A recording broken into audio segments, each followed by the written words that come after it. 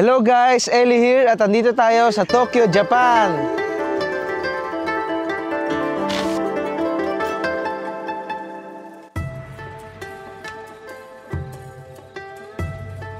Isa sa mga bansa na matagal ko ng pangarap puntahan ay Japan. After 34 years, finally matutuloy na. Tara, samahan niyo ako at alamin kung bakit nga ba ang Japan ay patok na patok sa mga turista. Ano nga ba ang espesyal na bagay natin ng bansang ito? Let's find out.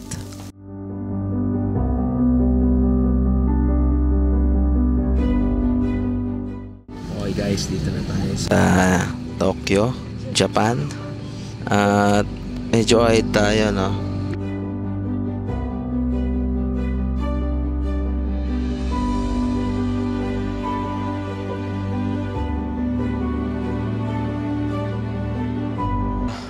Hindi lang pala tayo guys, no? Kasama rin natin sila. Mamaya makikita natin, pero mamaya pa silang gabi. So kasamaang palad nga lang, hindi nakasama si Maika. Japan pa more. Ang dami niya nang nabili guys. Natatawa si Mateo. Maika, tita, tawa ka. So, ano lang, short story lang, no? Background. Maraming nabili si Maika. Kasabay pa namin siya mag-ukay. At marami pa silang binili ni Irene ng mga coat. Shein, mag-aabang pa, daming TikTok na sinama.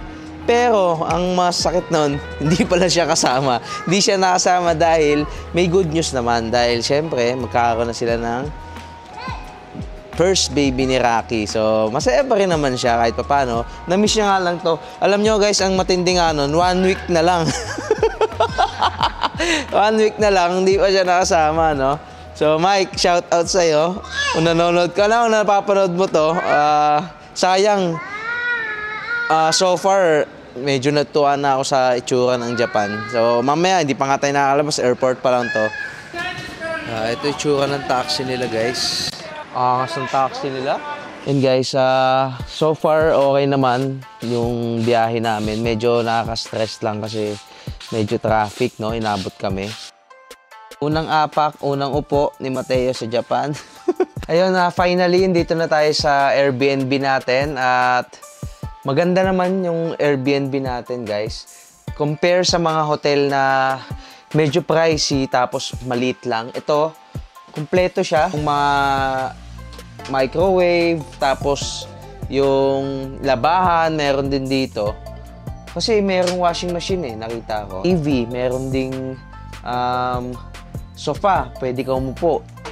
Kasi yung ibang hotel na nakita namin, parang ano lang talaga siya, kama lang, tapos maliit lang space para lakaran. Ito, medyo makakalakad ka pa rin, di ba?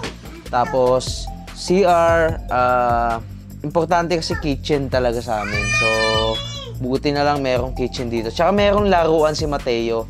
May maliit na space dito para sa kanya. Okay guys, pupunta tayo ngayon sa gala-gala lang. Kakain-kain muna tayo sa labas. Kasi gutom na nga ako, di ba, kanina pa. At time check pa lang ngayon, 5 p.m. Pero kung makikita nyo, sobrang madilim na. Ganun pala guys, pag pa-winter na, no?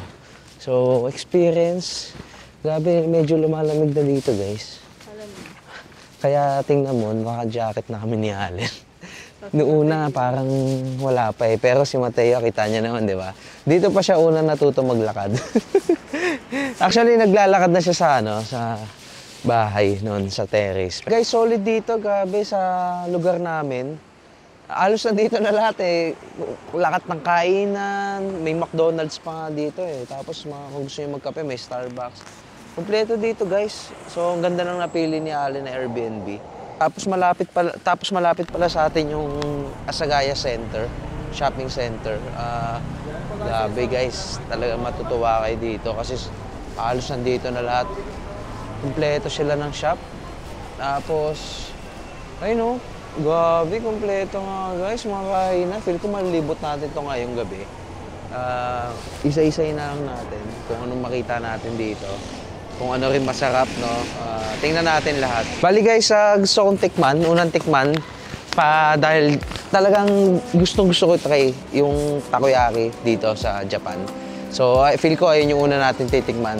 Na-excite ako kasi Parang first time ko makakain ng legit na takoyaki talaga. Try na natin tong takoyaki. Grabe no, laki ng pino-octopus nila guys. Ayun no. Tapos ang sarap ng lasa. Pero hindi siya sobrang alat. Ang sarap guys. Ang legit na legit no. Napansin ko sa kanya, may luya siya. Tapos yung kunat ng ano niya, kasi usually, yung sa atin, sa Pilipinas, lumalambot yung balat. Dito tatigas. Tapos, sobrang lambot na. Parang nakapit na sa'yo, tsaka sobrang soft talaga. Sobrang lambot, nakakainin, dumidikit na. Pero ito guys, talagang matigas pa rin siya kahit kainin mo. Gumagang crunchy. Tapos maluya. So after namin kumain, naglakad-lakad kami sa Sagaya Street. Habang naglalakad, nakita namin ang everyday routine ng mga tao dito sa Japan at kung paano nila pinapahalagan ng kanilang kultura. Isa sa mga tumatak sa akin dito ay madami pa rin matanda na active sa labas. May mga galing trabaho, mga estudyante at mga pamilya nag-e-enjoy sa kanilang bonding time. Dito sa kalsadang ito, may kita mong iba't ibang tindahan ng pagkain mula sa street food hanggang sa masarap na local treats, pati na rin ang mga gamot, prutas at syempre mga murang chocolates na perfect na pasalubong. Ang saya lang na makita na kahit sa simpleng kalsada, ramdam mo agad ang buhay at kultura ng mga tao dito. At dito natapos ang ating Day 0.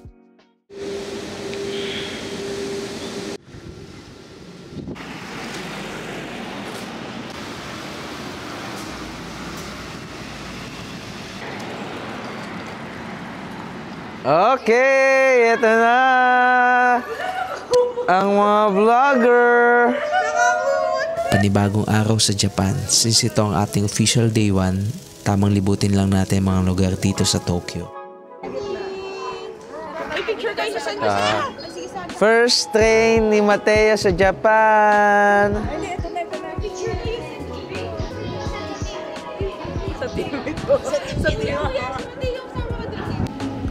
Natakot si Mateo guys. Iyak siya ng iyak ko kanina. No? Takot ikaw? Kasi first time niya na sumakay. Buti pala naka-JR pass kami. Kung hindi, medyo mahal yung babayaran namin kasi nakakalito eh. May time na lumalabas kami na. Pero hindi naman siya talaga labas ng mismong station. Ang unang naka-overwhelm ay ang train station sila dahil sa dami ng mga linya. May local trains, rapid trains at kung ano pa. Buti na lang may kasama tayong magaling mag-navigate ang asawa ko. Kaya di kami nahihirapan malaman kung anong sakyan. Sa kultura pala nila, bawal mag-ingay sa mga train stations at kumain. Pero bilang mga Pinoy, hindi talaga namin maiwasan magtawanan at mag-ingay. Sobrang convenient talaga ng transportation dito sa Japan. Kaya hindi ka mahihirapan mag-commute. At ang unang stop natin ngayon ay dito sa Asakusa Culture Tourist Information Center. Guys, bali yung spot na to, no? Pababa ng train station namin. Halos din dito na lahat ng pwede mo i-shoot eh. No?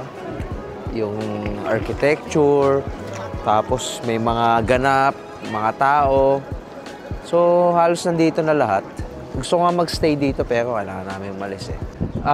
Guys, nandito tayo ngayon sa viewing deck. So, free viewing siya dito sa 8th floor na pinakita ko sa yung building, no, yung sinushoot ko kanina. Yan, nandito tayo para tingnan yung magandang lugar dito. Ganda dito sa taas.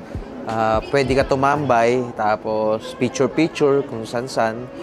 Dito sa baba, kitang-kita mo yung view ng buong nakapalibot dito. Tapos kita mo yung dami ng tao. Chill lang, malamig. Tapos marami rin ng mga nagsushoot, no? Pero hindi crowded namin, kung makikita nyo. Sobrang daming tao, lalakarin natin yan. Papunta doon. Next stop, Sensoji Temple. Bago makarating sa mismong templo, ay mapansin mo agad yung malaking pagbabago mula sa modern patungo sa makalumang estilo. Kaya doon talaga ako na-amaze. Siyempre, dadaanan natin ang isa sa pinaka-famous na shopping street, ang Nakamichi Street. Sobrang daming turista guys, halos siksikan na yung mga tao dito. 250 meters ang lalakarin bago makarating doon sa dulo. At habang naglalakad, may kita mong 89 na tindahan. Ang mga tindahan dito ay nagbebenta iba't ibang street food, snacks, traditional arts. So ito guys, una natin titikman Yung sinasabi ni... Hindi na, no need na. Yan, sinasabi ni Allen na masarap. Nakita niya rin. Tikman natin, guys.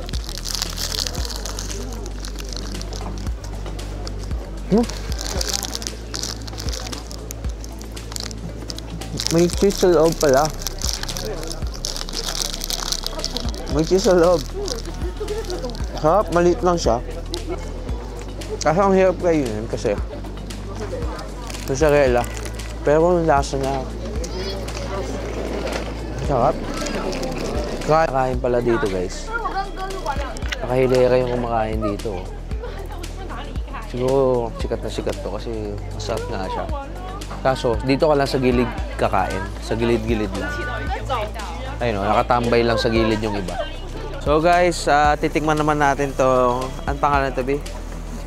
Hindi natin alam, pero ito yung tsura niya. Ayan. Chocolate tsaka custard. 250 yen.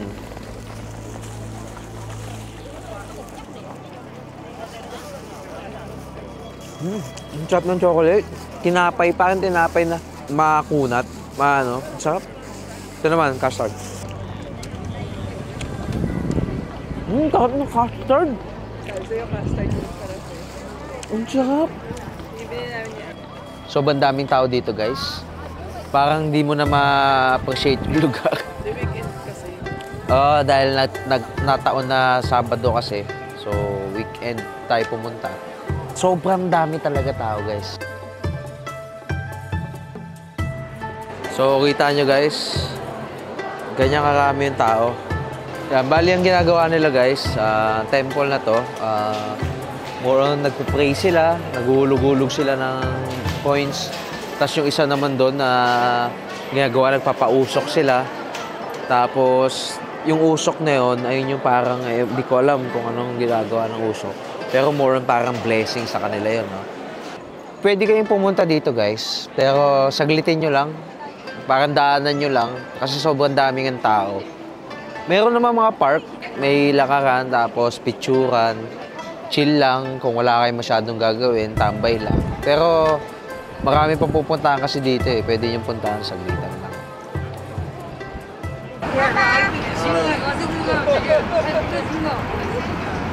Saan kayo? Siyempre, kay Mateo ay Dede! Milk! Milk, milk, milk ang bata. Milk, milk, milk, milk ang baby. So guys, first meal talaga natin dito sa Tokyo. Yung talagang formal. Kasi last time nag-Family Mart lang. Guys, grabe ang sarap ng beef nila. Grabe yung beef nila, promise. Beef na beef. Bebe, Ang sarap ng beef nila, guys. Ang lasa. Ang lambot. Mama ko, masarap. Ang sarap nga. Promise, ang lambot. Beef galbi. Ang lambot, ang lasa. Beef na beef yung lasa niya, guys. Okay, guys. Dito kami ngayon sa Ueno Park. Kung saan makikita mo lang yung mga puno-puno. Tapos iba-iba rin siya. Actually, malaki siya. Meron Ueno Zoo. Tapos Ueno Lake. Andito na lahat eh. Pero hindi kami pumunta masyado kasi nakakatamad.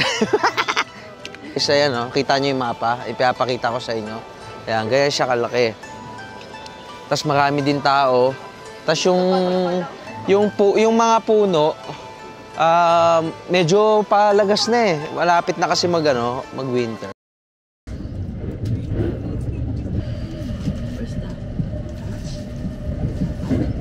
So, kita-kits tayo mamaya, guys. Papunta tayo ng Fuji.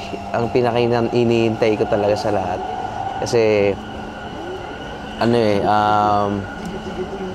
pang profile pic natin, papalitan na rin natin, tsaka cover photo.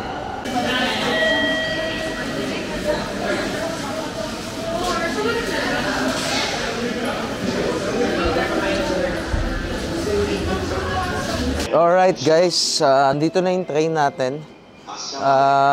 Pero mamaya pa siyang 7 na alis. Mukhang mabilis to guys ha. Ang trend na to ha. Mukhang pampalagan to ha. Meron kami mga baon dito. So kakain kami. Dito na lang sa loob ng tren. So yan guys. So para siyang eroplano no. Para nasa eroplano. So mabilis ata to no. Bullet ba to? Hindi pa to bullet no. Express lang to. Pero mabilis na rin to. Ganda dito guys, sobrang luwag. Maluwag pa to sa sinakyan namin pal. Kahapon. Hindi, sa bagay, train naman kasi, di ba? Sa mahaba. So, pero ito sobrang luwag guys, oh. Oh. Kasya yung bag, kasya yung makakalakad pa si Mateo. Tapos, may, ilalagyan ng kung ano man dito. Tapos, may lalagyan ng bote o kahit anong tubig. Tapos, may charger din sila guys dito. Kaso, plug. So, kailangan mong Tapos, lalagyan ng bag dito. Ito, lalagyan ng bag ni Allen. Tapos, dito naman yung di ba? Kaya pwede ka kumain. Pwede kumain dito guys. No? Nagbawang kami ng mga snacks. Kahapon nag-grocery kami. Tikman natin to. Binili ni Allen. Masarap to guys. Kasi nakikita ko pangalawang beses na binili ito.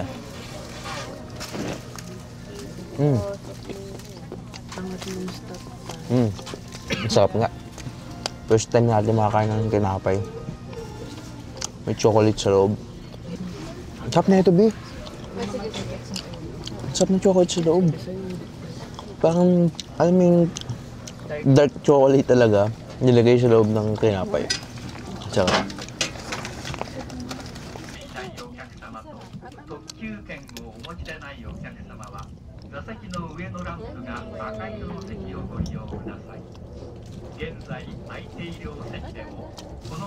Ang hindi ko pala nagagawa dito, magkape. Okay, lipat na tayo ng tren. Grabe, lit ng elevator nila, no?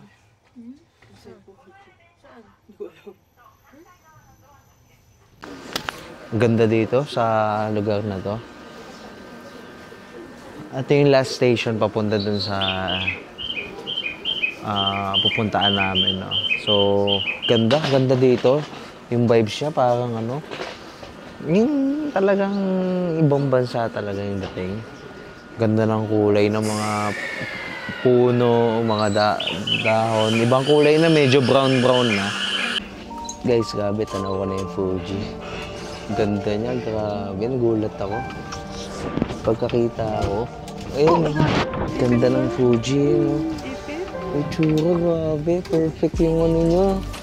Talagang halatang-halata mong Fuji siya, guys. Sobrang gulat na gulat ko talaga nung makita ko yung Fuji kasi sinabihan ako ng asawa ko na lalabas siya habang nandito kami sa train at makikita talaga namin siya. So, solid, guys. Guys, grabe talaga. Ano pinipicture mo, be? Wala dyan yung Fuji. Ayun yung Fuji, oh. Grabe, ganda guys, promise. Pangit? Pangit siya yung Fuji. Kung mapangit yung Fuji sa camera mo, Fuji film ka pa naman. grabe, hanggang ngayon di pa rin ako makapaniwala nung una kong makita ang Fuji. Sobrang ganda, grabe guys.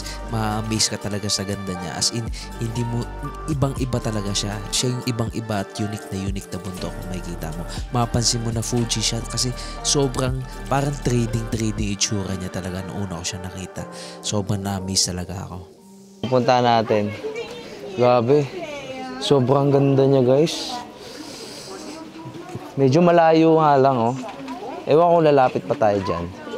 Pero ang ganda ng panahon. Tapos yung itsura ng station. Kakaiba. Grabe, ang puti ng mukha ko dito. Kasi syempre, alam mo naman, nasa malamig tayong lugar. Kaya popogi tayo.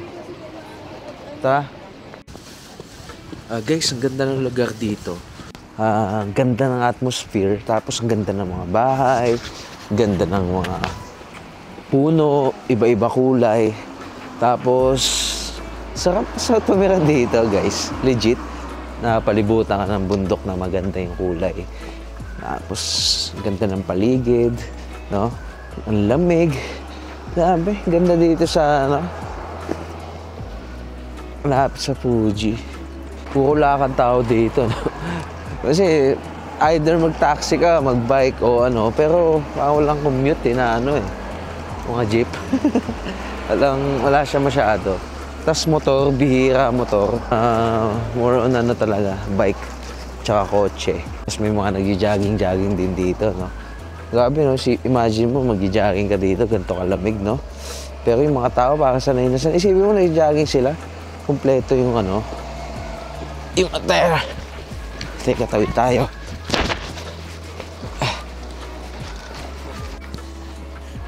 So, sa ano pala, paligid ng Fuji, ano lang talaga siya, parang city lang din. Ang Baguio, ganong style siya. Tapos marami ring ano eh, parang city siya na ano,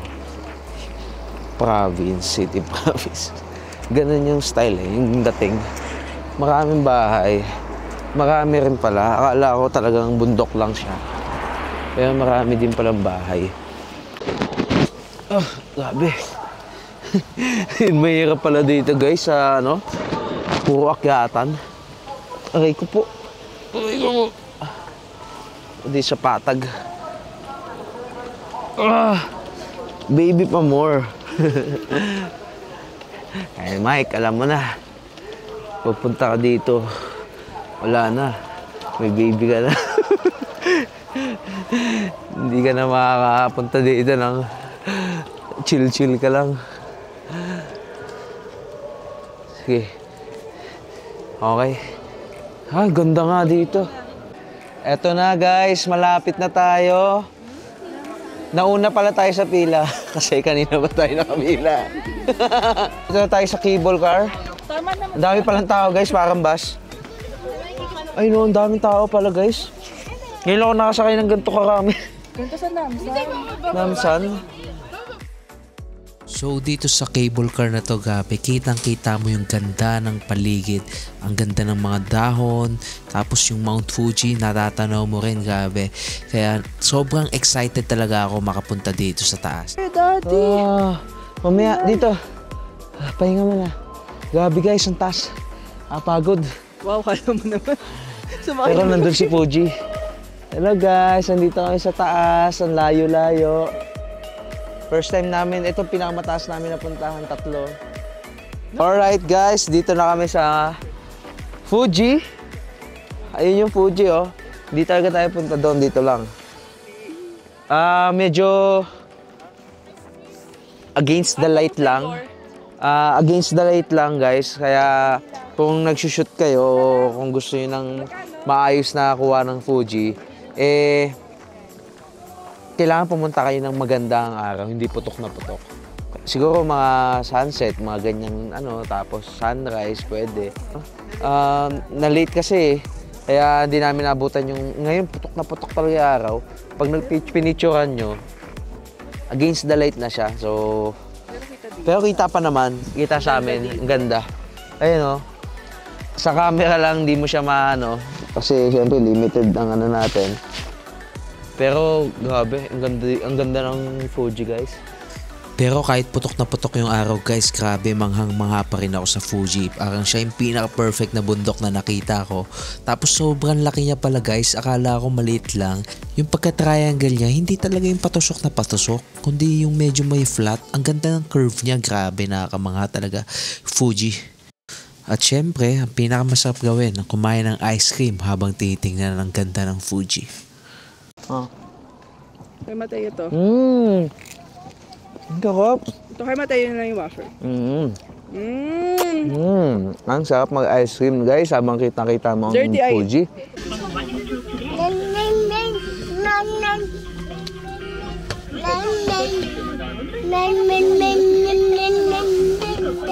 At after natin sa panoramic ropeway, doon naman tayo papunta sa Oishi Park. Nagbus kami pero hininto agad kami doon sa isang station na lang.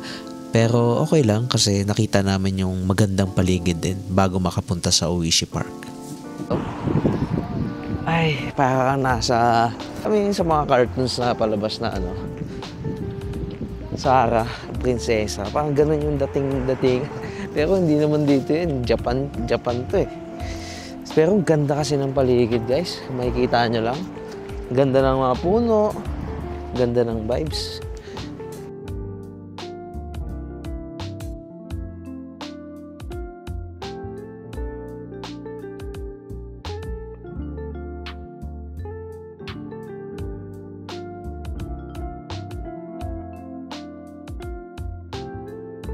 Pero so far, ang na-enjoy ko yung paligid. Kasi ang ganda ng ganda ng paligid talaga. Mga bundok, nature na nature yung dating niya. Tapos yung kulay pa ng mga dahon, tapos yung mga bahay, makikita mo, gaganda. Tapos nakapalibutan sila ng pinaka main na talaga dito is yung Fuji nga. So, ayun yung nagpapaganda sa lahat, no? Makita mo yung paligid, pero pag titingnan mo yung background niya, Fuji. Ganda. Okay, guys. Kain muna pala tayo dito kasi hindi pa tayo nagla-lunch. So, bumili kami ng pagkain sa Seiyu. Doon malapit sa amin. Kasi ito. Bumili kami, tapos binaon namin dito. Actually, lahat ng pagkain namin dito, binaon namin galing sa iyo. So, tara. Tikman natin tong katsu. Yes. 150 pesos lang. Kung gusto nyo, magbaon na rin kayo pag pumunta kayo dito. Sarap din ito. Sarap, guys. Anong masarap dito?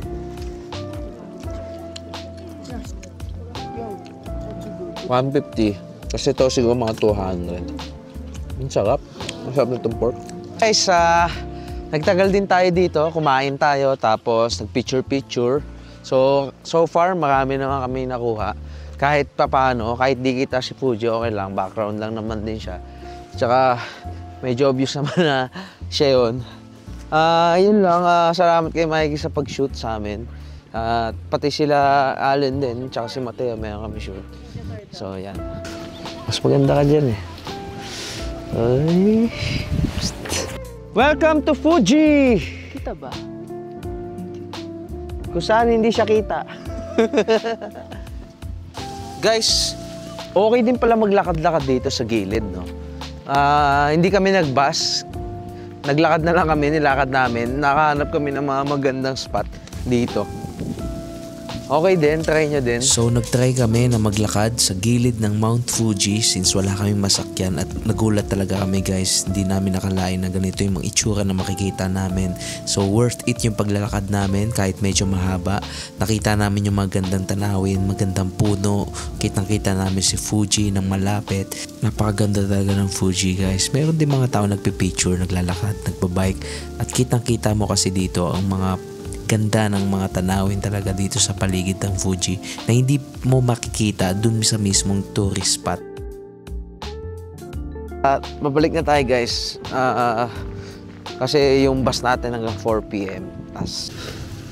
Pwede pala yan, guys. Parang nagka-camping sila. Camping sila dito sa Fuji Lake. Ayun o. Maraming may kotse.